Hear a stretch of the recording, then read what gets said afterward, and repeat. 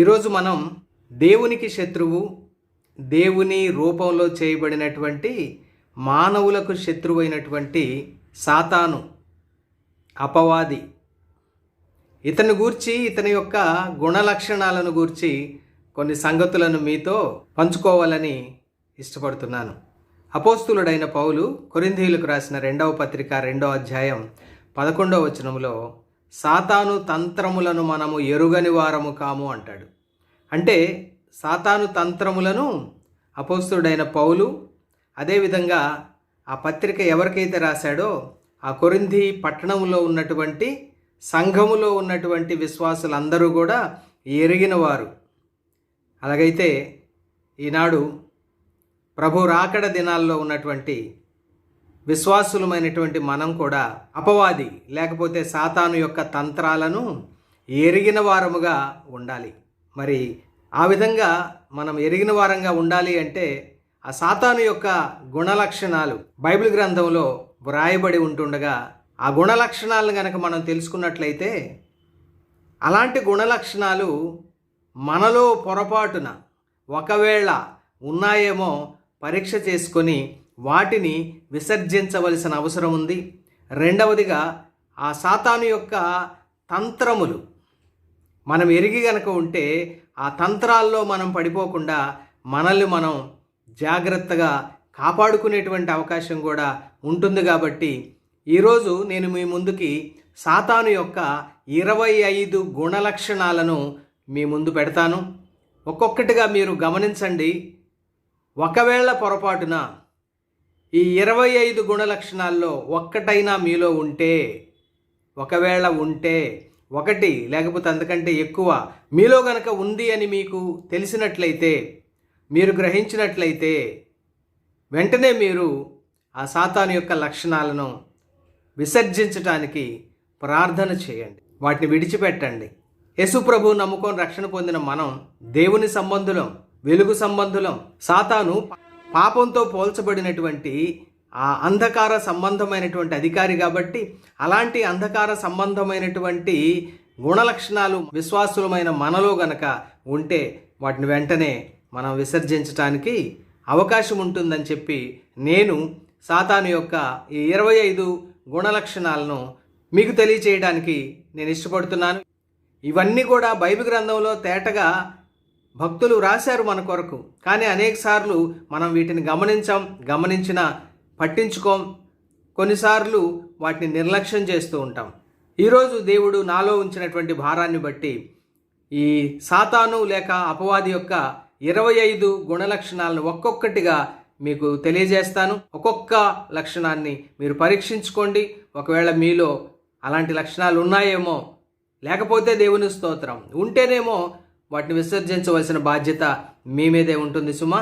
మొదటిగా సాతాను యొక్క లక్షణం ఏంటంటే అతడు మోసగాడు అని బైబిల్ చెప్తా ఉంది. అంటే డిసీవర్. అపోస్తులుడైన పౌలు కొరింథీయులకు రాసిన 2వ పత్రిక 11వ అధ్యాయం 3వ వచనములో సర్పము తన కుయుక్తి చేత హవ్వను మోసపరిచినట్లు అని ఉంది. ఇక్కడ సర్పముగా వచ్చింది సాతానే. కాబట్టి సాతానికి ఎలాంటి లక్షణం ఉందంటే మోసం చేసే లక్షణం. ఇతడు మోసగాడు.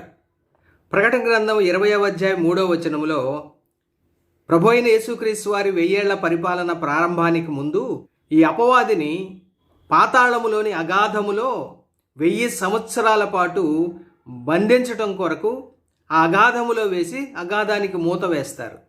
అక్కడ ఏం రాయబడిందంటే ఆ 1000 సంవత్సరాలు గడిచే వరకు, అంటే ప్రభు అయిన యేసుక్రీస్తు వారి భూమి మీద పరిపాలన చేసేటువంటి ఆ 1000 సంవత్సరాల కాలం గడిచే వరకు కూడా ఈ అపవాది పాతాళములో బంధించబడతాడు. కాబట్టి అతడు ఇక జనములను మోసపరచకుండునట్లు అక్కడ బంధించబడ్డాడని రాయబడి ఉంది. అంటే ఇతడు బంధకాల్లో లేకపోతే, బంధించబడకపోతే అతడు చేసే పని ఏంటంటే జనాలను, అంటే ప్రజలను, మనుషులను మోసం చేస్తూ ఉంటాడు. అందుకని ఇతడు మోసగాడు అనబడ్డాడు. మరొక వచనం కూడా మీకు చూపిస్తాను.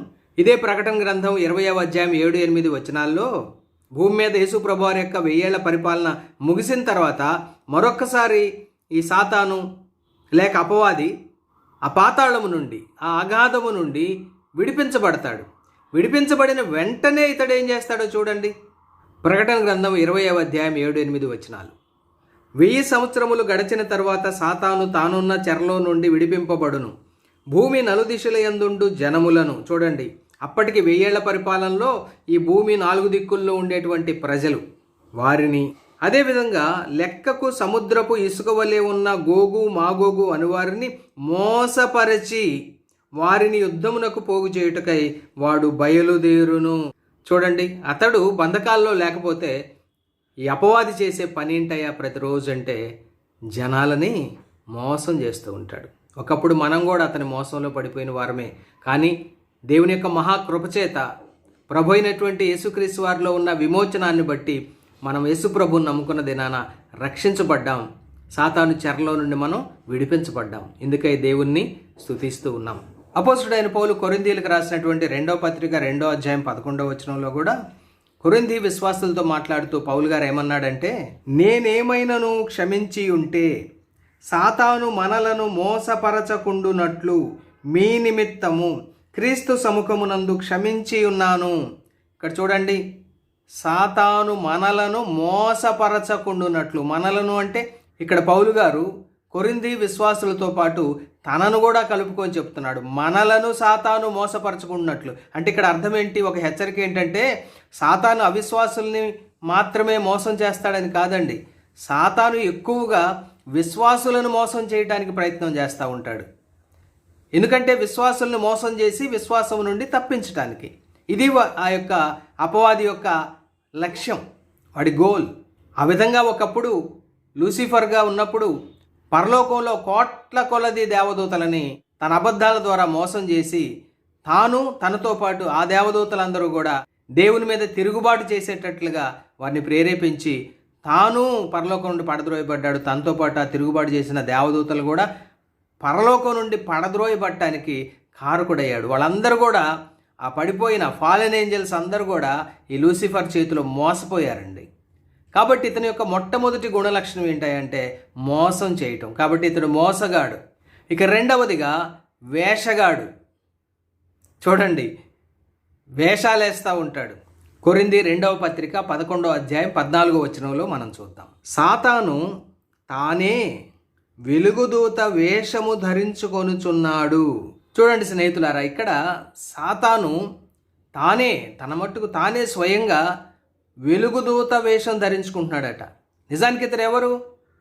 ఇతడు అంధకార సంబంధమైన అధిపతి అని ఇంతకుముందు మనం వీడియోలో మనం తెలుసుకున్నాం. అంటే పాపానికి సాదృశ్యంగా ఉన్నటువంటి చీకటి సామ్రాజ్యానికి ఇతడు అధిపతి.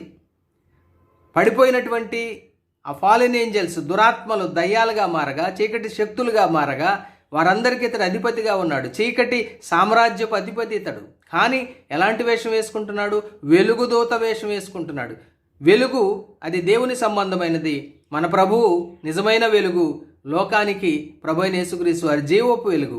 యేసు ప్రభువుని నమ్ముకున్న వారందరూ కూడా మరి వెలుగు కుమారులు, వెలుగు కుమార్తెలని పిలువబడ్డారు. అదేవిధంగా దేవుని యొక్క సేవకులు, నిజ సేవకులు, వారు వెలుగు సేవకులని పిలువబడ్డారు. అలాగైతే ఈ చీకటి సామ్రాజ్యపు అధిపతి, అంధకార సంబంధమైన అధిపతి అయినటువంటి సాతాను వెలుగుదూత వేషం వేసుకుంటున్నాడు. ఎందుకు అంటే మనకు ఆదికాండం గ్రంథం 3వ అధ్యాయంలోనే దేవుని సృష్టి స్వహస్తాలతో దేవుడు నిర్మించినటువంటి మొట్టమొదటి మానవులైనటువంటి ఆదాము హవ్వలను, దేవుడు పరిశుద్ధుడు, ఆయన నిర్మించిన మొదటి మానవులు కూడా ఆయనలాగానే పరిశుద్ధులుగా ఉన్నారు.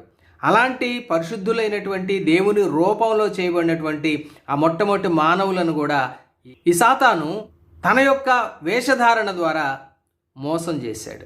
వేషగాడు అంటే మస్కరేడర్ అంటాం ఇంగ్లీష్లో. అంటే ఇంకొక మాట చెప్పాలంటే ప్రిటెండర్. నిజానికి సాతాను దేవునికి శత్రువు, దేవుని రూపంలో చేయబడినటువంటి మానవులకు కూడా శత్రువే. కానీ హవ్వమ్మ దగ్గరికి ఎలా వచ్చాడు? శ్రేయోభిలాషి వేషం వేసుకొని వచ్చాడు. ఏదో హవ్వమ్మ శ్రేయస్సు కోరుకుంటున్నవాడిగా ఆదాము హవ్వల మీద దేవుని కంటే కూడా ఇతనికే ఎక్కువ ప్రేమ ఉన్నట్టు దొంగ ప్రేమ వలకబోసాడు. అంటే ఇతడు శ్రేయోభిలాషి వేషం వేశాడు. హవ్వమ్మ మోసపోయింది ఆ వేషధారణకి. కాబట్టి సాతాను ఈ సంఘకాలంలో కూడా వెలుగుదూత వేషం వేసుకొని, వెలుగు పరిచారకుడు వేషం వేసుకొని ఈ సంఘాల మధ్య సంచరిస్తూ ఉంటాడు. ఈ సాతాను పరిచారకులు కూడా నీతి పరిచారకుల్లాగా, వెలుగు పరిచారకుల్లాగా వేషాలు ధరించుకొని సంఘాల మధ్య తిరుగుతూ ఉంటారు. ఇలాంటి వారి విషయం సంఘస్థులు, విశ్వాసులు అప్రమత్తంగా ఉండాలని లేఖనాలు మనల్ని హెచ్చరిస్తూ ఉన్నాయి. ఇక మూడవ లక్షణం, ఇతడు కుయుక్తిపరుడు. హీఈస్ ఏ కన్నింగ్ వన్. కొరింథీ 2వ పత్రిక 11వ అధ్యాయం 3వ వచనములో, సర్పము తన కుయుక్తి చేత హవ్వను మోసపరిచినట్లు అని మనం చూస్తాం. అంటే ఈ అపవాదికి ఏముంది అంటే కుయుక్తి ఉన్నది, అంటే కన్నింగ్ నేచర్. కుయుక్తి ఇతరులను మోసం చేసేటువంటి గుణం. కాబట్టి విశ్వాసులు ఎవరు కూడా కుయుక్తి కలిగి ఉండకూడదు అని మనం హెచ్చరించబడతా ఉన్నాం. ఇక 4వదిగా ఇతడు అబద్ధికుడని లేఖనాల్లో మనం చూస్తున్నాం. అంటే సాటన్ ఈజ్ ఎ లయర్. మామూలు అబద్ధికుడు కాదు, హీఈస్ ఏ నొటోరియస్ లయర్, భయంకరమైన అబద్ధికుడు. ప్రభువైన యేసుక్రీస్తు వారే ఈ విషయం తెలియజేశాడు. యోహాను సువార్త 8వ అధ్యాయం 44వ వచనములో యేసు ప్రభు వారు మాట్లాడుతూ, ఈ అపవాది సత్యమందు నిలిచిన వాడు కాడు, వాని యందు సత్యమే లేదు, వాడు అబద్ధమాడునప్పుడు తన స్వభావమును అనుసరించే మాటలాడును. అంటే ఈ అపవాది అబద్ధికుడు. అంత మాత్రమే కాదు, అబద్ధ స్వభావం కలిగిన వాడు. వాడి స్వభావమే అబద్ధం, అతనిలో సత్యం అనేదే లేదు. కాబట్టే అవ్వమ్మతో అబద్ధమాడాడు. దేవుడేమో ఆ పండు తింటే మీరు చనిపోతారని చెబితే, ఈ అపవాది సాతానేమన్నాడంటే ఆ పండు తింటే మీరు చావనే చావరు అన్నాడు. చూడండి, నొటోరియస్ లై. అంటే ఈ అపవాది సాతాను అబద్ధికుడు. అంటే ఇతని లక్షణం అబద్ధమాడే లక్షణం, ఇతని స్వభావం అబద్ధాల స్వభావం. ఇక 5వదిగా ఇతడు అబద్ధమునకు జనకుడై ఉన్నాడు. ఇప్పుడే మనం చెప్పుకున్నాం ఇతడు అబద్ధికుడని. అబద్ధికుడు మాత్రమే కాదు సుమా, ఇతడు అబద్ధమునకు జనకుడు. అంటే హీఈస్ ఫాదర్ ఆఫ్ లైస్. అంత మాత్రమే కాదు, he is the father of liars. అబద్ధికునికి కూడా తండ్రి, అబద్ధానికి తండ్రి. అంటే అబద్ధం అనేది అతని నుంచే పుట్టిందనమాట.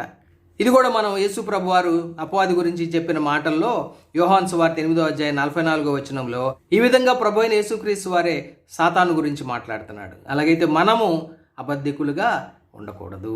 ఎందుకంటే అబద్ధాలు ఆడేవారికి అపవాది తండ్రి. అలాగైతే మన తండ్రి ఆ పరలోకపు పరిశుద్ధ దేవుడు. మనల్ని రక్షించిందేమో సత్యమై ఉన్నటువంటి ప్రభు అయిన యేసుక్రీస్తు వారు. ఆయన యందు అసత్యము కానీ అబద్ధము కానీ లేనే లేదు. ఇక 6వదిగా అతడు నరహంతకుడు.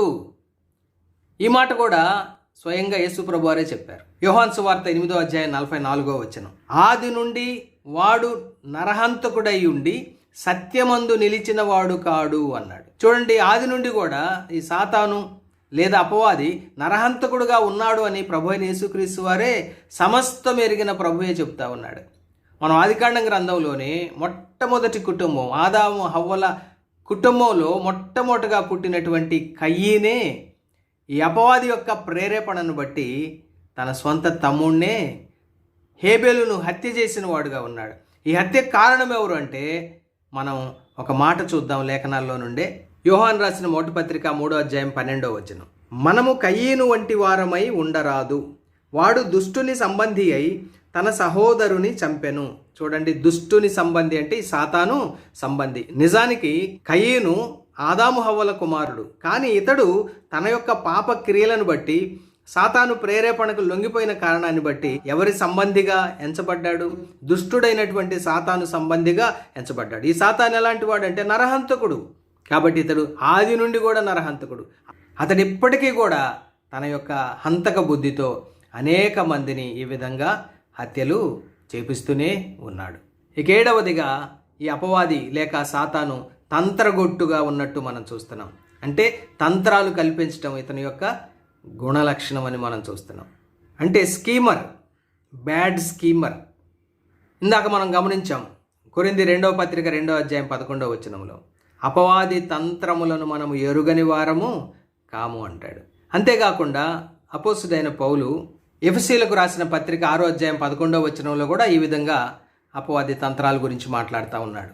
మీరు అంటే ఎఫెసీ సంఘములో ఉన్నటువంటి విశ్వాసులు, వారు మాత్రమే కాదు నేటి కాలంలో కూడా ఈ భూలోకమంతా ఉన్నటువంటి విశ్వాసులందరూ కూడా అపవాది తంత్రములను ఎదిరించుటకు శక్తిమంతులగునట్లు దేవుడిచ్చు సర్వాంగ కవచమును ధరించుకొనుడి.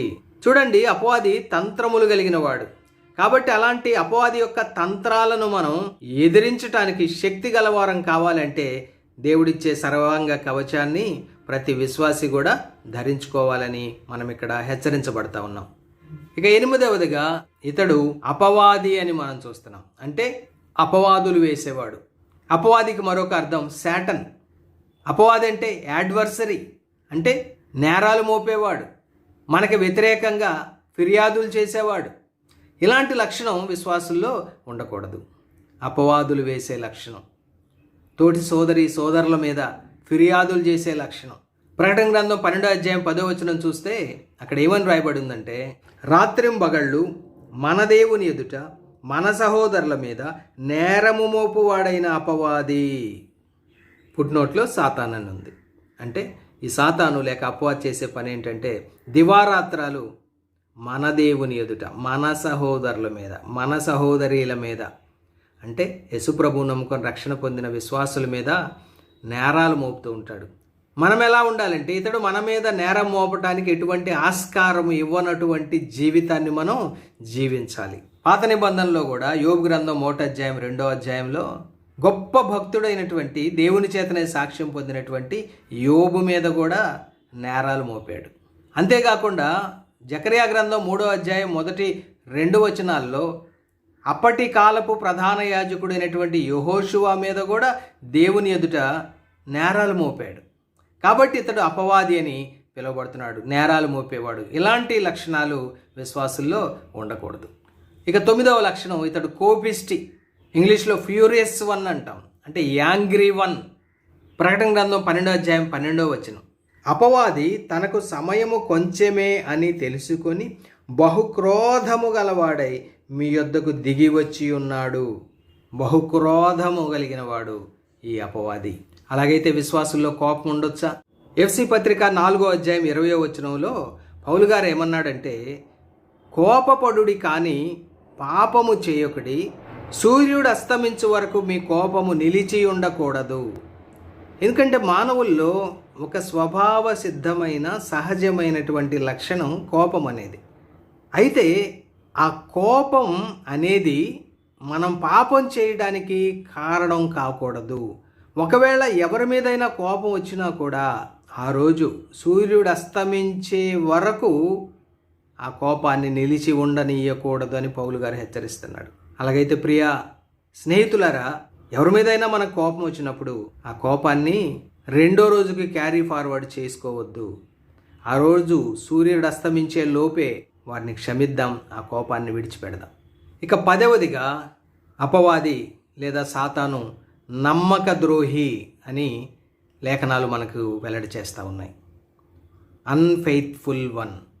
తనను ఒక అద్భుతమైనటువంటి కెరూబు జాతికి చెందిన దేవదూతగా దేవుడు నిర్మించి అమూల్యమైనటువంటి 9 రత్నాలతో బంగారముతో అలంకరించి అతనికి గొప్ప సౌందర్యం, పరిపూర్ణమైనటువంటి సౌందర్యం, సంపూర్ణమైనటువంటి జ్ఞానాన్ని ఇస్తే, అంత జ్ఞానము, అంత అందము, అంత అలంకరణ ఇచ్చి ఒక ఆశ్రయముగా ఉండటం కొరకు దేవుడు ఈ లూసిఫర్ని నియమిస్తే, ఈ లూసిఫర్ ఏం చేశాడు? తన అందాన్ని చూసుకొని గర్వించాడు. దేవుడు తనకిచ్చినటువంటి ఈ కార్యకలాపాలన్నింటినీ కూడా చూసుకొని లోపల పాపం చేస్తూ వచ్చి దేవునికే నమ్మక ద్రోహం చేశాడు. తాను తిరుగుబాటు చేయటం మాత్రమే కాదు, తనతో పాటు పరిశుద్ధులైనటువంటి కోట్ల కోట్ల కోట్ల దేవదూతలు కూడా, అంటే అందరూ దేవదూతల్లో 3వ వంతు మంది దేవదూతలు దేవుని మీద తిరుగుబాటు చేసేటట్లుగా ప్రేరేపించినటువంటి ఒక నమ్మక ద్రోహి. అలాగైతే ప్రియ స్నేహితులారా, విశ్వాసులమైనటువంటి మనలో నమ్మక ద్రోహం అనేటువంటి లక్షణం పొరపాటును కూడా ఉండకూడదు. ఇక 11వ లక్షణం ఏంటంటే ఇతడు అపహాసకుడుగా లేఖనాల్లో మనకు కనబడతా ఉన్నాడు. సామెతల గ్రంథం 21:24 ఎవరు అపహాసకులు అనబడతారో తేటగా అక్కడ వ్రాయబడి ఉందండి.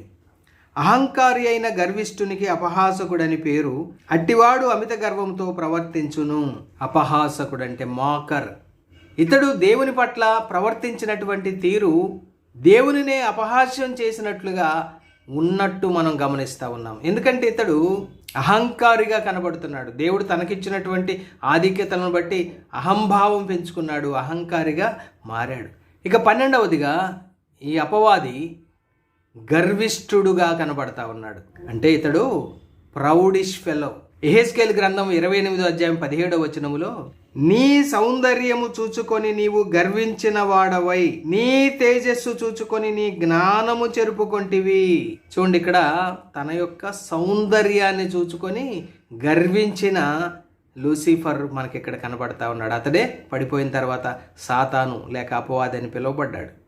అలాగైతే గర్వం గురించి బైబిల్ ఏమని చెప్తా ఉందంటే, సామెతల గ్రంథం 16వ అధ్యాయం 18వ వచనం, నాశనమునకు ముందు గర్వము నడుచును, పడిపోవుటకు ముందు అహంకారమైన మనస్సు నడుచును. చూడండి, ఈ అపవాది దేవుని చేత పడద్రోయబడటానికి ముందు ఇతనిలో గర్వం ప్రవేశించింది. అంత మాత్రమే కాదు, ఆ పరలోకం నుండి పడిపోవటానికి ముందు ఇతనిలో అహంకారమైనటువంటి మనస్సు ప్రవేశించినట్లుగా చూస్తున్నాం. అలాగైతే ఈ గర్వం అనేది కానివ్వండి, అహంకారం అనేది దేవుని దృష్టిలో ఎలా ఉందో ఒకసారి చూద్దాం. ఇదే సామెతల గ్రంథం 16వ అధ్యాయం 5వ వచనములో, గర్వ హృదయులందరూ యెహోవాకు హేయులు, నిశ్చయముగా వారు శిక్ష నొందుదురు. అలాగైతే అపవాది గర్వ హృదయం కలిగిన వాడుగా ఉన్నాడు, అహంకారమైన మనసు కలిగిన వాడుగా ఉన్నాడు. కాబట్టి దేవుని దృష్టికి హేయుడయ్యాడు. నిశ్చయముగా వారు శిక్ష నొందుదురు అన్నట్టుగానే లూసిఫర్ శిక్షించబడ్డాడు, పరలోకం నుండి పడద్రోయబడ్డాడు, అపవాదిగా సాతానుగా మారాడు. అలాగైతే స్నేహితులారా, విశ్వాసులమైన మనలో ఎలాంటి గర్వం ఉండకూడదండి. ఒకవేళ మన హృదయంలో గర్వం ఉంటే, గర్వ హృదయాలందరూ కూడా ఒకవేళ నాలో ఉంటే నేను దేవుని దృష్టికి హేయుణ్ణవుతా. కాబట్టి మనలో ఎవరి హృదయాల్లో కూడా గర్వం ఉండకుండా చూసుకుందాం. అది లోక సంబంధమైన విషయాలను బట్టి గర్వమైన, ఆత్మ సంబంధమైన విషయాలను బట్టి గర్వమైన, ఏ గర్వమైనా సరే, గర్వము ప్రతిదీ కూడా యెహోవాకి హేయం. కాబట్టి గర్వాన్ని విసర్జిద్దాం. ఇక 13వదిగా ఈ అపవాది యొక్క లక్షణం ఏంటంటే, ఇతడు దొంగ అని బైబిల్ చెప్తా ఉంది. అంటే ఈజ్ ఎ థీఫ్. మత్తయి సువార్త 13వ అధ్యాయం 19వ వచనం, విత్తువాని గూర్చిన ఉపమాన భావము వినుడి, ఎవడైనను రాజ్యమును గూర్చిన వాక్యము వినియు గ్రహింపకయుండగా దుష్టుడు అనగా సాతాను వచ్చి వాని హృదయములో విత్తబడిన దానిని ఎత్తుకొని పోవును. అంటే ఆ వ్యక్తి హృదయములో విత్తబడినటువంటి వాక్యాన్ని ఈ అపవాది ఎత్తుకొని పోతాడట, అంటే దొంగిలించుకుపోతాడట. అంటే వాక్యం విన్నవారి హృదయాల్లో నుండి వాక్యాన్ని దొంగతనం చేసేటువంటి దొంగగా ఇక్కడ సాతానుని మనం చూస్తూ ఉన్నాం. మరొక లేఖనాన్ని కూడా మీకు చూపిస్తాను. యోహాను సువార్త 10వ అధ్యాయం 10వ వచనం, దొంగ దొంగతనమును, హత్యను, నాశనమును చేయుటకు వచ్చును, కానీ మరి దేనికిని రాడు. అలాగైతే ఇక్కడ ప్రభువైన యేసుక్రీస్తు వారు అక్షరార్థమైనటువంటి దొంగ గురించి మాట్లాడటం లేదు, కానీ ఇదిగో ఈ దొంగ లక్షణాలు కలిగినటువంటి సాతాను గురించి మాట్లాడుతూ ఉన్నాడు. ఇతడు ఎందుకు వస్తాడు మానవుల దగ్గర కంటే? దొంగతనం చేయడానికి వస్తాడు, హత్య చేయడానికి వస్తాడు, నాశనం చేయడానికి వస్తాడు. ఇంకా ఎలా వస్తాడో కూడా యేసు ప్రభువారు ఇదే యోహాను సువార్త 10వ అధ్యాయం 1వ వచనంలో చెప్పాడు. గొర్రెల దొడ్డిలో ద్వారమున ప్రవేశింపక వేరొక మార్గమున ఎక్కువాడు, దొంగయు దోచుకొనువాడునై ఉన్నాడు. కాబట్టి స్నేహితులారా, మొదటి నుండి కూడా ఈ అపవాది యొక్క లక్షణం ఇది. దొంగతనంగా తనది కానిది ఎత్తుకొని పోవడం. ఇదే కదా దొంగలు చేసేది. అంత మాత్రమే కదా, అనేకసార్లు దొంగలు ఏం చేస్తుంటారు? హత్యలు చేస్తుంటారు, నాశనం చేస్తుంటారు. కాబట్టి అలాంటి లక్షణాలు ఈ అపవాదిలో ఉన్నాయి. మనము ఈ దొంగ విషయమై అప్రమత్తంగా ఉండాలి. ఇక ఇతని యొక్క 14వ లక్షణం, ఇతడు అన్యాయస్తుడుగా కనబడతా ఉన్నాడు. అంటే ఈ సాతాను ఇంజస్టిస్ ఫెలో. యెహెజ్కేలు గ్రంథం 28వ అధ్యాయం 16వ వచనం, దేవుడు యెహెజ్కేలు ద్వారా లూసిఫర్ గురించి మాట్లాడుతూ ఈ విధంగా అంటా ఉన్నాడు, అయితే నీకు కలిగిన విస్తారమైన వర్తకము చేత లోపల నీవు అన్యాయము పెంచుకొని పాపము చేయుచు వచ్చితివి. చూడండి, నీవు అన్యాయము పెంచుకొని, ఎక్కడ? లోపల. పైకేమో న్యాయవంతుడిలా కనబడుతున్నాడు, కానీ లోపల ఏముంది? లోపల ఏం పెంచుకుంటున్నాడు ఈ లూసిఫర్? అన్యాయం పెంచుకున్నాడు. అన్యాయం పెంచుకోవటం మాత్రమే కాదు, పాపం చేస్తూ వచ్చాడు. కాబట్టి దేవుడు దేవుని పర్వతం మీద ఉండకుండా కాలుచున్న రాళ్ల మధ్య సంచరించకుండా, ఆశ్రయముగా ఉండకుండా అతన్ని పరలోకం నుండి పడద్రోశాడు. ఇక పడద్రోయబడిన తర్వాత కూడా అతడేమన్నా న్యాయవంతుడిగా మారతాడా? అతని లోపలంతా కూడా అన్యాయమే, ఇంజస్టిస్. అలాగైతే స్నేహితులారా, మనలో న్యాయం ఉండాలి కానీ ఇంజస్టిస్ అనేది ఏమాత్రం ఉండకూడదు. ఎందుకంటే మన రక్షకుడైన యేసు ప్రభు వారు నీతి గల న్యాయాధిపతి అని బైబిల్ చెప్తా ఉంది. మనం కూడా న్యాయంగా నడుచుకోవాలి, నీతిగా నడుచుకోవాలి. ఇక 15వదిగా పాపి అని బైబిల్ చెప్తా ఉంది. అంటే సాటన్ ఈజ్ ఏ సిన్నర్. ఈ సాతాను పాపి అని బైబిల్ చెప్తా ఉంది. యెహెజ్కేలు గ్రంథం 28వ అధ్యాయం 16వ వచనం. అయితే నీకు కలిగిన విస్తారమైన వర్తకము చేత లోపల నీవు అన్యాయం పెంచుకొని పాపము చేయుచూ వచ్చితివి. ఇక్కడ చూడండి, దేవుడు తనకిచ్చిన సౌందర్యాన్ని బట్టి, జ్ఞానాన్ని బట్టి, అలంకరణను బట్టి, పదవిని బట్టి, తన నియామకాన్ని బట్టి ఇతడు లోపల పాపం చేస్తూ వచ్చాడండి. అంటే ఈ లూసిఫర్ వాజ్ ఏ సిన్నర్. యోహాను మొదటి పత్రిక 3వ అధ్యాయం 8వ వచనం. అపవాది మొదటి నుండి పాపము చేయుచున్నాడు కనుక పాపము చేయువాడు అపవాది సంబంధి. అసలు మొదటి నుండి వాడు చేస్తూ వచ్చింది పాపమే. కాబట్టి ఈ రోజుల్లో కూడా ఈ అపవాది పాపమే చేస్తున్నాడు. అనేక మంది మనుషుల చేత పాపాలు చేపిస్తున్నాడు. కాబట్టి పాపం చేసే ప్రతివాడు అపవాది సంబంధి అని బైబిల్ తేట తెల్లంగా చెప్తా ఉండగా, విశ్వాసులమైన మనలో ఎటువంటి పాపము కూడా ఉండకూడదు స్నేహితులారా, అది ఎలాంటి పాపమైనా సరే. ఇక సాతాను యొక్క 16వ లక్షణం అసూయ. అంటే సాతాను అసూయాపరుడు. సాతాను అసూయాపరుడని లేఖనాలను ఆధారం చేసుకొని మనం తెలుసుకోవచ్చు. ఎందుకంటే ప్రభు అయినటువంటి యేసుక్రీస్తు వారిని గురించి బైబిల్ ఏమని చెప్తా ఉందంటే, కొలస్సై పత్రిక 1వ అధ్యాయం 15వ వచనం ప్రకారం ప్రభు అయినటువంటి యేసుక్రీస్తు వారు అదృశ్య దేవుని యొక్క స్వరూపము కలిగిన వాడు. అదే విషయాన్ని ఫిలిప్పీ పత్రిక 2వ అధ్యాయం 6వ వచనంలో కూడా మనం చూడొచ్చు. ప్రభు అయిన యేసుక్రీస్తు వారు దేవుని స్వరూపము కలిగిన వాడు అని. ఇది ఒక సంగతి. రెండవ సంగతి ఏంటంటే, ప్రభు అయినటువంటి యేసుక్రీస్తు వారు మహోన్నతుడైనటువంటి దేవునితో సమానముగా ఉన్నవాడు. అంటే అన్ని విషయాల్లో కూడా మహోన్నతుడైన దేవుడైనటువంటి ఆ తండ్రి అయినటువంటి దేవునితో కుమారుడైన ప్రభు అయిన యేసుక్రీస్తు వారు కూడా అన్ని విషయాల్లో సమానముగా ఉన్నటువంటి వాడు. అంటే యేసుక్రీస్తు ప్రభు వారు తండ్రి అయినటువంటి దేవునితో కో ఇటర్నల్ అండ్ కో ఈక్వల్. ప్రభు అయినటువంటి యేసుక్రీస్తు వారు సృష్టికర్తగా సమస్తాన్ని సృష్టించినవాడు. లేఖనాలు ఈ విషయాన్ని చాలా స్పష్టంగా చెప్తా ఉన్నాయి.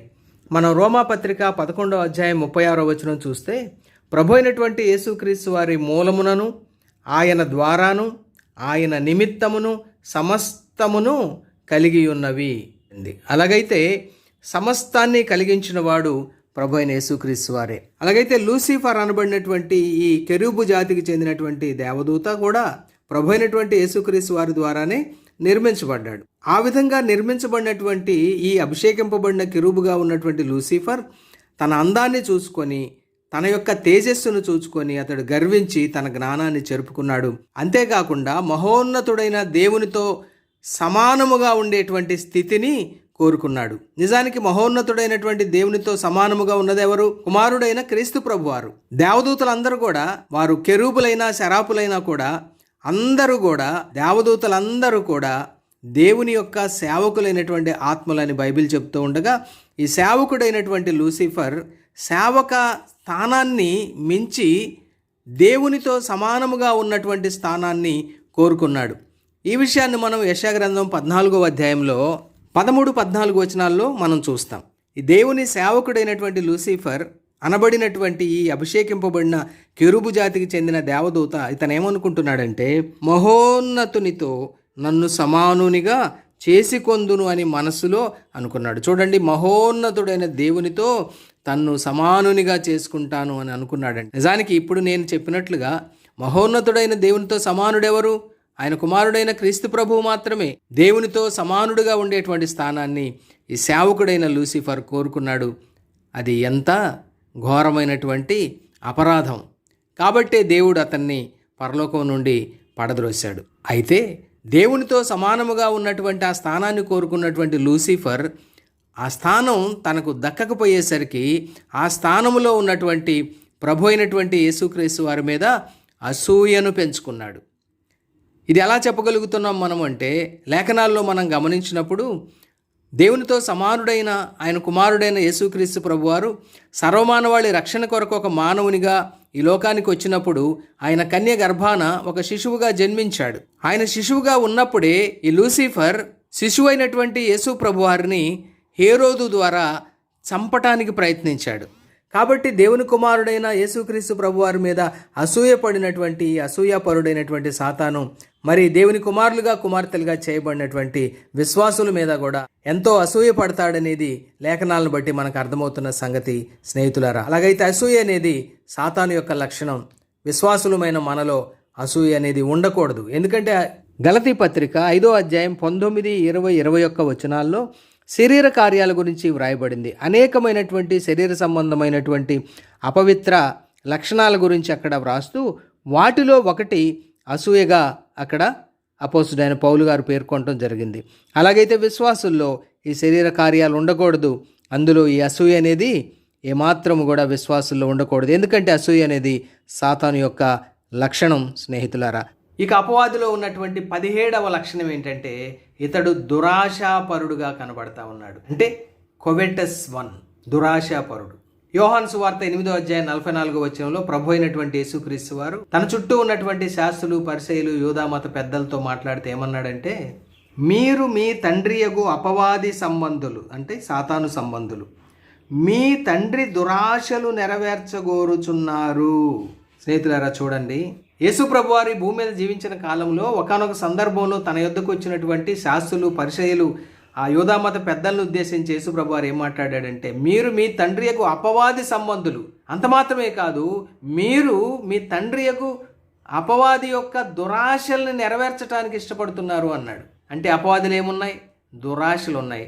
అపవాది లేదా సాతాను దురాశ పరుడు, కొవెటస్ 1.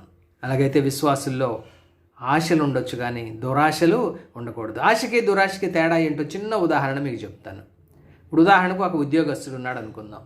నెలంతా కష్టపడతాడు. కష్టపడే సమయంలో ఏమనుకుంటూ ఉంటాడంటే, రేపు 1వ తారీఖు రాగానే నేను చేసిన ఈ పనికి నాకు జీతం వస్తుంది అని ఆశతో ఎదురు చూస్తూ ఉంటాడు. ఒక ఉద్యోగస్తుడు జీతం కొరకు ఎదురు చూడటాన్ని ఆశ అని మనం అంటే, అదే ఉద్యోగస్తుడు ఒకవేళ లంచం కోసం ఎదురు చూస్తే దాన్ని దురాశ అంటాం. ఈ అపవాది అలాంటి వాడే, తనది కానిది కోరుకునేవాడు, దురాశాపరుడు. యేసు ప్రభువారే స్వయంగా చెప్పాడు కదా, ఈ అపవాదికి దురాశలు ఉన్నాయని. ఈ దురాశ ఏంటనేది యెషయా గ్రంథం 14వ అధ్యాయం 14వ వచనంలో మనం ఒకసారి చూద్దాం. అపవాది పరలోకంలో దేవుని సన్నిధిలో లూసిఫర్గా ఉన్నప్పుడు ఈ విధంగా అనుకుంటున్నాడట, నేను ఆకాశమునకు ఎక్కిపోయేదను, దేవుని నక్షత్రములకు పైగా నా సింహాసనమును హెచ్చింతును, ఉత్తర దిక్కునున్న సభాపర్వతం మీద కూర్చుందును, మేఘమండలం మీదికి ఎక్కుదును, మహోన్నతునితో నన్ను సమానునిగా చేసుకొందును అని నీవు మనస్సులో అనుకొంటివి కదా. ఈ లూసిఫర్ పరలోకం నుండి పడద్రోయబడక ముందు ఎలా ఉన్నాడంటే, మనసులో ఇలాంటి దురాశలన్నీ పెట్టుకొని ఉన్నాడండి. తనకి గొప్ప ఆధిక్యతలు ఇచ్చాడు, మంచి స్థానంలో ఉంచాడు. కానీ ఇతడు ఆ స్థానంతో సంతృప్తి చెందకుండా దేవుడు తనకి ఇవ్వనటువంటి వాటి మీద దురాశ కలిగి ఉన్నాడండి. కాబట్టే అక్కడ నుండి పడద్రోయబడ్డాడు. కాబట్టి అపవాది దురాశపరుడుగా కనబడుతున్నాడు. మనము విశ్వాసులమైనటువంటి మనం ఎప్పుడు కూడా దురాశపరులుగా ఉండకూడదు స్నేహితులారా.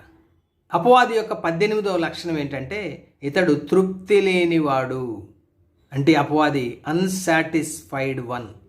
యెహెజ్కేలు గ్రంథం 28వ అధ్యాయం 12 నుండి 15 వచనాల్లో దేవుడు లూసిఫర్ని ఎంత అద్భుతంగా నిర్మించాడో, సంపూర్ణమైనటువంటి సౌందర్యం కలిగిన వాడుగా, పరిపూర్ణమైన జ్ఞానం కలిగిన వాడుగా, ఒక అభిషేకింపబడినటువంటి కెరూబుగా నిర్మించి ఒక ఆశ్రయముగా ఉండటానికి నియమిస్తే, అతను నియమింపబడిన దినాన అతనికి పిల్లనుగురు వాయించేవారు సిద్ధపడ్డారు. దేవుని పర్వతం మీద ఉంచాడు దేవుడు అతన్ని. కాలుచున్న రాళ్ల మధ్య సంచరించే అవకాశం ఇచ్చాడు. దేవుని తోటైన ఏదెన్లో ఉంచాడు. ఎన్ని ఆధిక్యతలు ఇచ్చాడండి దేవుడు ఈ లూసిఫర్కి. కానీ అతడు వీటితో తృప్తి చెందలేదు. తృప్తి లేని జీవితం. కాబట్టి దేవుడు తనకి ఇవ్వని దానిని కోరుకొని పతనమైపోయాడు, పడద్రోయబడ్డాడు. తృప్తి లేని జీవిలాగా ఇక్కడ లూసిఫర్ మనకి కనబడతా ఉన్నాడు. అలాగైతే విశ్వాసులమైన మనం ఎలా ఉండాలి? సంతుష్టి సహితమైనటువంటి దైవ భక్తి కలిగిన వారముగా మనము ఉండాలని లేఖనాల్లో దేవుడు మనల్ని హెచ్చరిస్తున్నాడు. ఇక 19వదిగా సాతాను యొక్క లక్షణం ఏంటంటే ఇతడు లేఖనాల్లో హింసకుడుగా కనబడతా ఉన్నాడు. వయలెంట్ వన్, అంటే వైలెన్స్ జరిగించేవాడు. ప్రకటన గ్రంథం 12వ అధ్యాయం 13వ వచనం, ఆ ఘట సర్పము తాను భూమి మీద పడద్రోయబడి ఉండుట చూచి ఆ మగ శిశువును కనిన స్త్రీని హింసించెను. చూడండి, ఇక్కడ ఘట సర్పం అంటే అపవాదికి మరొక పేరు. మగ శిశువును కనిన స్త్రీ ఇక్కడ ఇశ్రాయేలు జాతిలో నుండి వచ్చినటువంటి ఆ మగ శిశువు మన ప్రభు అయినటువంటి యేసుక్రీస్తు వారు. యేసుక్రీస్తు వారిని ఏం చేయలేకపోయానని ఈ అపవాది ఇశ్రాయేలు జాతిని హింసించాడు. అలాగైతే నేటి సంఘకాలంలో కూడా సంఘ ఆరంభం మొదలుకొని సంఘానికి హింసలు వచ్చినాయి, సువార్థికులకు హింసలు వచ్చినాయి, శ్రమలు వచ్చినాయి. అనేక మంది మన ప్రభు అయిన యేసుక్రీస్తు వారి తర్వాత హతసాక్షులయ్యారు ప్రభు కొరకు, ప్రభు యొక్క వాక్యం కొరకు, ప్రభు యొక్క సాక్ష్యం కొరకు. నేటికి కూడా ఈ సాతాను దేవుని సేవకులను, విశ్వాసులను హింసించేవాడుగా మనకు కనబడతా ఉన్నాడు. ఇక సాతాను యొక్క 20వ లక్షణం కృతజ్ఞత, అంటే కృతజ్ఞత లేని తత్వం, ఇన్గ్రాటిట్యూడ్. దీని కొరకు కూడా మనం యెహెజ్కేలు గ్రంథం 28వ అధ్యాయానికి వెళ్తే దేవుడు అద్భుతమైన స్థానాన్ని లూసిఫర్కి ఇచ్చాడు. లూసిఫర్ ఎంత కృతజ్ఞత కలిగి దేవుణ్ణి సేవించాలండి. తన జీవితకాలం అంతా కూడా ఫర్ ఎవర్ అండ్ ఎవర్ దేవునికి కృతజ్ఞత కలిగి ఆయన సేవించాలి. దేవుని మీద తిరుగుబాటు చేసి అతడు కృతజ్ఞుడుగా మారాడు. అలాగైతే ఈ కృతజ్ఞత అంటే కృతజ్ఞత లేని తత్వం విశ్వాసుల్లో ఉండకూడదు. మనం ఎల్లవేళలా మనల్ని రక్షించిన మన ప్రభు అయినటువంటి యేసుక్రీస్తు వారికి కృతజ్ఞులమై ఉండాలి. మన రక్షణ కొరకై ఆయన ప్రియకుమారుడైనటువంటి యేసు ప్రభువాన్ని సిలువకు అప్పగించిన తండ్రి అయినటువంటి దేవునికి మనం ఎల్లవేళలా కృతజ్ఞులమై ఉండాలి. ఇక అపవాది యొక్క 21వ లక్షణం, ఇతడు విశ్వాసులను శోధించేవాడుగా, శోధకుడుగా కనబడుతున్నాడు. అంటే టెంప్టర్, విశ్వాసులను శోధించేవాడు. మత్తయి సువార్త 4వ అధ్యాయం 3వ వచనంలో యేసు ప్రభువారు 40 దినాలు ఉపవాసం ఉండి బాగా ఆకలిగొని బాగా శారీరకంగా నీరసించున్నటువంటి స్థితిలో యేసు ప్రభువారి దగ్గరికి వచ్చి ఆయన ఆకలిగొని ఉన్నటువంటి స్థితిని చూచి అక్కడ ఉన్నటువంటి రాళ్లను రొట్టెలుగా చేసుకొని తినమన్నాడు. నువ్వు దేవుని కుమారుడు కదా, నువ్వు ఆజ్ఞాపిస్తే ఈ రాళ్ళన్నీ రొట్టెలు అవుతాయి, రొట్టెలుగా చేసుకొని తిను అన్నాడు. దేవాలయపు శిఖరానికి తీసుకొని వెళ్ళి ఈ భూలోక రాజ్యాలన్నింటినీ చూపించి నువ్వు గనక నాకు మ్రొక్కితే, మత్తయి సువార్త 4వ అధ్యాయం 3వ వచనం నుండి 10వ వచనం వరకు ఈ అపవాది యేసు ప్రభు వారి దగ్గరికి శోధకుడిగా వచ్చి 3 రకాలైనటువంటి శోధనల ద్వారా యేసు ప్రభు వారిని శోధించాడు. ఒకటి, యేసు ప్రభు వారు ఆకలిగొని ఉండగా అక్కడ ఉన్నటువంటి రాళ్లను రొట్టెలు చేసుకొని తినమన్నాడు. ఇది శరీరాశ. రెండవది, దేవాలయపు శిఖరాన ఆయన నుంచోబెట్టి నువ్వు దేవుని కుమారుడు అయితే కిందకు దూకు, దేవదూతలు వచ్చి నీకు హాని కలగకుండా నిన్ను ఎత్తి పట్టుకుంటారు అని శోధించాడు. ఇది జీవపు డంబం. ఇక మూడవది, చాలా ఎత్తైన కొండ మీదకి ఆయన తీసుకొని వెళ్ళి భూలోక రాజ్యాలన్నింటినీ ఒక నిమిషంలో చూపించి నువ్వు నాకు సాగిలపడి నమస్కారం చేస్తే ఈ రాజ్యాలన్నింటినీ నీకు ఇస్తానన్నాడు. ఇది నేత్రాశ. శరీరాశ, నేత్రాశ, జీవపు డంబం, ఈ 3 శోధనల ద్వారా యేసు ప్రభువాన్ని శోధించాడు. యేసు ప్రభువాన్ని శోధనలో పడేయటం కోసం దేవుని వాక్యాన్ని సాతాను ఉపయోగించాడు. అయితే యేసు ప్రభువారు తానెంత ఆకలికొని ఉన్నప్పటికీ, తానెంత నీరసంగా దప్పికొని ఉన్నప్పటికీ కూడా సాతాను శోధనలలో పడిపోకుండా తిరిగి వాక్యం ద్వారానే సాతానుని ఎదిరించాడు. వాక్యం ద్వారానే సాతానుని ఓడించాడు. సాతాను యేసు ప్రభువాన్ని విడిచిపెట్టి అక్కడి నుండి పారిపోయాడు. అలాగైతే ఈ సాతాను శోధకుడిగా యేసు ప్రభువాన్ని మాత్రమే కాదు, యేసు ప్రభువుని నమ్మిన ప్రతి విశ్వాసిని కూడా శోధించే శోధకుడిగా ఉన్నాడు. మనం కూడా ఆ అపవాదిని ఎలా ఎదిరించాలంటే యేసు ప్రభువారు ఎదిరించినట్లు వాక్యము ద్వారా ఎదిరించాలి, దేవునికి లోబడి ఉండి ఎదిరించాలి, విశ్వాసమందు స్థిరులమై వాడిని ఎదిరించాలి. అప్పుడు వాడు మన యొద్ద నుండి కూడా పారిపోతాడు. దేవుడు ఎవరిని శోధించడు. శోధించేవాడు శోధకుడు, అపవాది, సాతాను మాత్రమే విశ్వాసులను శోధిస్తాడు. కాబట్టి మనము ఆ శోధకుని విషయంలో జాగ్రత్తగా ఉండాలని హెచ్చరించబడుతున్నాం. ఇక అపవాదిలో ఉన్నటువంటి 22వ లక్షణం ఏంటంటే దుష్టత్వం, వికెడ్నెస్. దీనికి సహాయకరంగా యోహాను మొదటి పత్రిక 3వ అధ్యాయం 12వ వచనంలో మనము ఆ మాటను గమనిద్దాం. మనము కయ్యను వంటి వారమై ఉండరాదు, వాడు దుష్టుని సంబంధి అయి తన సహోదరుని చంపెను. వాడతనిని ఎందుకు చంపెను? తన క్రియలు చెడ్డవియు తన సహోదరుని క్రియలు నీతి గలవియునై ఉండెను కనుకనే కదా. చూడండి స్నేహితులారా, దుష్టుని యొక్క దుష్టత్వాన్ని గురించి మాట్లాడుతూ ఉన్నాడు. ఆ దుష్టత్వం ఎవరిలో ప్రవేశపెడుతున్నాడు? ఎవరైతే యేసుప్రభువారిని నమ్ముకోకుండా అవిశ్వాసులుగా ఉంటా ఉన్నారో వారిలో ఈ దుష్టక్రియలు ప్రవేశపెట్టాడు. ఆనాడు కయ్యూను దేవుని సంబంధిగా కాకుండా దుష్టుని సంబంధిగా ఉన్నాడు. కాబట్టే దుష్టుడు అతని ద్వారా దుష్ట కార్యాలు జరిగించాడు. ఇక అపవాదికి ఉన్నటువంటి 23వ లక్షణం ఏంటంటే విరోధ భావం, శత్రుత్వం అతనిలో నిండి ఉన్నట్లుగా మనం చూస్తున్నాం. ఎనిమిటీ. పేతురు మొదటి పత్రిక 5వ అధ్యాయం 8వ వచనములో పేతురు గారు విశ్వాసులను హెచ్చరిస్తే ఏమన్నాడంటే, మీ విరోధి అయిన అపవాది అన్నాడు. ఎవరిని మింగుదామా అని వెతకుచూ తిరుగుతూ ఉన్నాడు అన్నాడు. అంటే మీ విరోధి అంటే శత్రువు. ఏమిటి అతను? ఎందుకు మనకు శత్రువు అంటే అపవాది దేవునికి శత్రువు, అదేవిధంగా దేవుని బిడ్డలైనటువంటి విశ్వాసులకు కూడా శత్రువు. నిజానికి చెప్పాలంటే మానవులందరికీ అతడు శత్రువే, విరోధే. ఇక 24వదిగా అపవాదికి ఉన్నటువంటి లక్షణం లేదా బలమందం, ఇతడు మరణము యొక్క బలము గలవాడు. One who has power of death. మరణము యొక్క బలము కలిగినటువంటి వాడు ఈ అపవాది. హెబ్రీ పత్రిక 2వ అధ్యాయం 14-15 వచనాలు. కాబట్టి ఆ పిల్లలు రక్తమాంసములు గలవారైనందున, జాగ్రత్తగా వినండి, ఆ ప్రకారమే మరణము యొక్క బలము గలవానిని అనగా అపవాదిని మరణము ద్వారా నశింపచేయుటకును జీవితకాలమంతయు మరణ భయము చేత దాస్యమునకు లోబడిన వారిని విడిపించుటకును ఆయన అంటే మన ప్రభు అయిన యేసుక్రీస్తు వారు కూడా రక్తమాంసములలో పాలివాడాయను.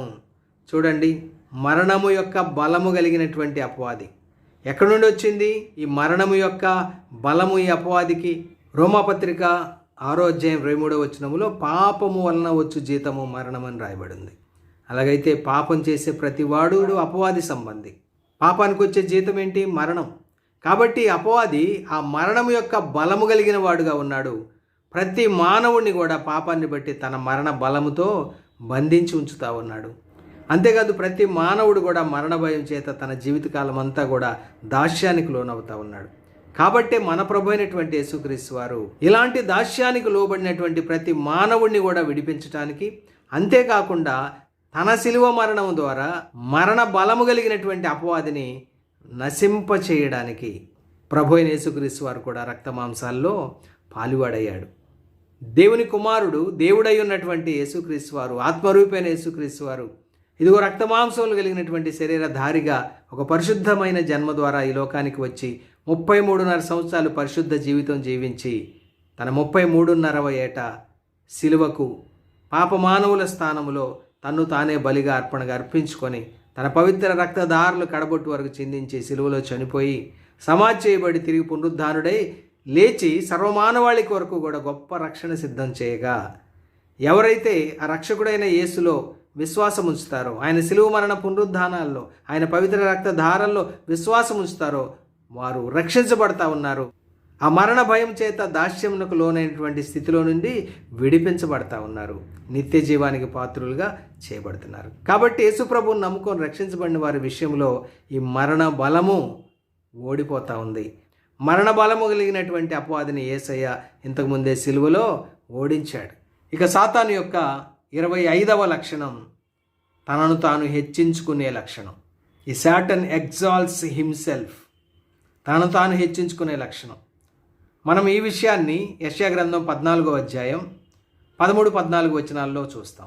బైబిల్ ఏమని చెప్తా ఉందంటే, తన్ను తాను హెచ్చించుకొనివాడు తగ్గించబడతాడు, తన్ను తాను తగ్గించుకొనివాడు హెచ్చింపబడతాడని ఉంది. నిజానికి లూసిఫర్ అనబడినటువంటి అభిషేకింపబడిన కెరూబు దేవుడు తనకిచ్చినటువంటి స్థానంతో తృప్తి పడకుండా తనను తాను హెచ్చించుకున్నాడు. ఎంతగా అంటే దేవునితో సరి సమానమైన స్థితికి తను తాను హెచ్చించుకోవాలని మనసులో అనుకున్నాడు. తను తాను హెచ్చించుకునే ప్రతివాడు కూడా తగ్గించబడటం అనేది దేవుని యొక్క చట్టం, దేవుని యొక్క సూత్రం. కాబట్టి అతడు తగ్గించబడ్డాడు. ఎంతకంటే అసలు ఆ పరలోకం నుండే పడద్రోయబడి సాతానుగా, అపవాదిగా మారిపోయే అంతగా అతడు తగ్గించబడ్డాడు. అదే మన ప్రభు అయినటువంటి యేసుక్రీస్తు వారు దేవుని స్వరూపం కలిగిన వాడు, దేవునితో సమానముగా ఉన్నవాడు. మన రక్షణ కొరకై ఆ గొప్ప భాగ్యాన్ని విడిచిపెట్టకూడని భాగ్యం అని ఎంచుకోలేదు. కానీ మన ప్రభు అయిన యేసుక్రీస్తు వారు మన రక్షణ కొరకై, సర్వమానవాళి రక్షణ కొరకై మనుషుల పోలికగా పుట్టి దాసుని స్వరూపం ధరించుకొని తన్ను తానే రిక్తునిగా చేసుకున్నాడు. అంత మాత్రమే కాదు, మన ప్రభు అయిన యేసుక్రీస్తు వారు ఆకారమందు మనుషునిగా కనబడి మరణం పొందినంతగా, అనగా ఘోరమైనటువంటి శిలువ మరణం పొందినంతగా ఆయన విధేయుడయ్యాడు, తన్ను తాను తగ్గించుకున్నాడు. కాబట్టి తండ్రి అయినటువంటి దేవుడు తన్ను తాను తగ్గించుకున్న యేసు ప్రభు వారిని ఎంతగా హెచ్చించాడంటే, సర్వమానవాళి కొరకు శిలువలో ప్రాణం పెట్టి చనిపోయి సమాధి చేయబడి తిరిగి 3వ దినాన మృత్యుంజయుడే లేచాడు, మరణాన్ని ఓడించి లేచాడు యేసు ప్రభు వారు. మరణ ముళ్ళును విరిచాడు, సమాధిని ఓడించాడు, పాతాళాన్ని ఓడించాడు. విజయ వీరుడిగా పునరుద్ధానుడై తిరిగి లేవగా తండ్రి అయినటువంటి దేవుడు తన కుమారుడైన యేసుక్రీస్తు వారిని ఎంతగా హెచ్చించాడంటే, హెబ్రీ పత్రిక 2వ అధ్యాయం 9వ వచనంలో యేసు ప్రభువారు అందరి కొరకు మరణించాడు కాబట్టి ఆయన మహిమా ప్రభావములతో కిరీటము ధరించిన వాడుగా తండ్రి ఆయన హెచ్చించాడు. అంతేకాకుండా ఫిలిప్పీ పత్రిక 2వ అధ్యాయం 9-10 వచనాల్లో ఈ విధంగా వ్రాయబడింది. అందుచేతంటే యేసు ప్రభువారు తన్ను తాను సంపూర్ణంగా తగ్గించుకొని శిలువ మరణం పొందినంతగా విధేయత చూపాడు కాబట్టి, అందుచేతను పరలోకమందున్న వారిలో కానీ, భూమి మీద ఉన్నవారిలో కానీ, భూమి క్రింద ఉన్నవారిలో కానీ ప్రతి వాని మోకాలును యేసు నామమున వంగునట్లును, ప్రతి వాని నాలుకయు తండ్రి అయిన దేవుని మహిమార్థమై యేసుక్రీస్తు ప్రభువని ఒప్పుకొనున్నట్లును, దేవుడు ఆయనను, అనగా మన ప్రభు అయిన యేసుక్రీస్తును అధికముగా హెచ్చించి ప్రతి నామమునకు పైనామమును ఆయనకు అనుగ్రహించెను. దేవుని నామానికి స్తోత్రాలు కలుగునుగాక. మన ప్రభు అయినటువంటి యేసుక్రీస్తు వారి యొక్క తగ్గింపు ఆయన హెచ్చింపుకు కారణమైంది స్నేహితులారా. అలాగైతే అపవాది లేదా సాతాను యొక్క 25 గుణలక్షణాలను మనం విన్నాం. ఒక్కొక్కటిగా మనం పరిశీలన చేసుకుందాం. ఈ 25 లక్షణాల్లో కొన్ని ఒకవేళ అని చెప్తున్నాను, ఒకవేళ పొరపాటున మనలో గనక ఉంటే వాటిని వెంటనే విసర్జిద్దాం. ఇకెన్నడవి మనలో ప్రవేశించకుండా చూసుకుందాం. ఈ భూమి మీద విశ్వాసులుగా తోటి మానవులను ప్రేమిస్తూ, తోటి సహోదరి సహోదరులకు ప్రయోజనకారులుగా ఉంటూ ప్రభు అయిన యేసుక్రీస్తు వారికి సాక్షులుగా ఉందాం. తండ్రి అయిన దేవునికి మహిమకరమైనటువంటి జీవితాన్ని జీవిద్దాం. అలాగూ జీవించడానికి పరిశుద్ధాత్మ దేవుడు మనందరికీ తగిన సహాయం దయచేయునుగాక. దేవుడు తన మాటలను దీవించునుగాక. ఆమెన్. మీ అందరికి కూడా నా ప్రేమ వందనాలు.